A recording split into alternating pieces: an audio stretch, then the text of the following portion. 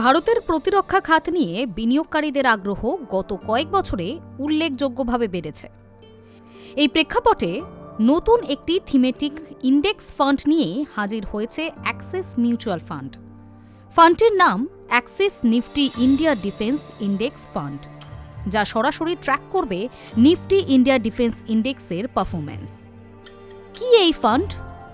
এই ফান্ডটি একটি প্যাসিভ ইন্ডেক্স ফান্ড, অর্থাৎ ফান্ড ম্যানেজার আলাদা করে স্টক বাছাই করবেন না, বরং নিফটি ইন্ডিয়া ডিফেন্স ইন্ডেক্সে থাকা সংস্থাগুলির অনুপাতে বিনিয়োগ করা হবে।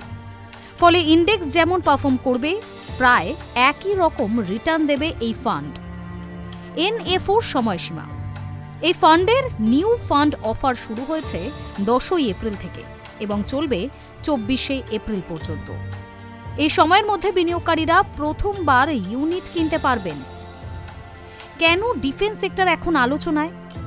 গত কয়েক বছরে একাধিক বৈশ্বিক ঘটনার ফলে প্রতিরক্ষা খাতের গুরুত্ব অনেকটাই বেড়েছে। যেমন রাশিয়া ইউক্রেন যুদ্ধ, পশ্চিম এশিয়ায় অশান্ত পরিস্থিতি, ভারত সরকারের প্রতিরক্ষা বাজেট বৃদ্ধি, আত্মনির্ভর ভারত উদ্যোগে দেশীয় উৎপাদনে জোরদার। ভারতের প্রতিরক্ষা বাজেট 2014 সালের তুলনায় 2027 অর্থবর্ষে প্রায় 2.7 গুণ বৃদ্ধি পেয়ে 6.8 লক্ষ কোটি টাকা ছুঁয়েছে। এর ফলে সরকারি ও বেসরকারি উভয় ধরনের সংস্থারই ব্যবসার সুযোগও বেড়েছে। এছাড়া ভারত এখন শুধু নিজের জন্য নয়, বরং ডিফেন্স এক্সপোর্টেও দ্রুত এগোচ্ছে, যা এই সেক্টরের দীর্ঘমেয়াদী বৃদ্ধির সম্ভাবনা তৈরি করছে। এই ফান্ডে বিনিয়োগের সুবিধা কি? 1. থিমেটিক গ্রোথ সুযোগ। ডিফেন্স সেক্টর বর্তমানে একটি হাই গ্রোথ থিম। দীর্ঘমেয়াদে এই খাতে চাহিদা বাড়ার সম্ভাবনা রয়েছে।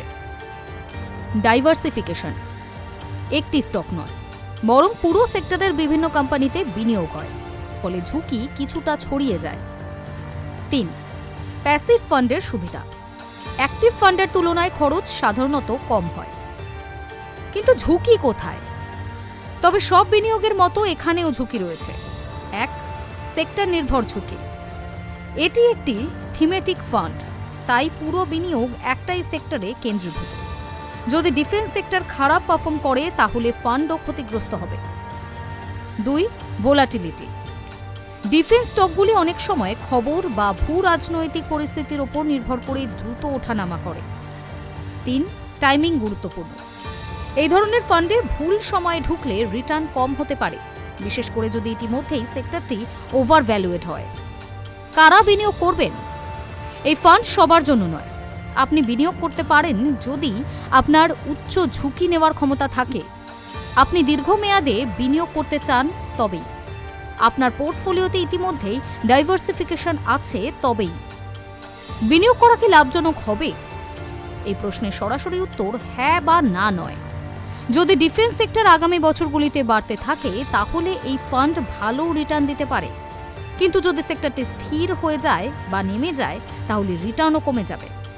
তাই এটিকে কোর ইনভেস্টমেন্ট নয়, বরং স্যাটেলাইট বা থিমেটিক এক্সপোজার হিসেবে রাখা বুদ্ধিমানের কাজ।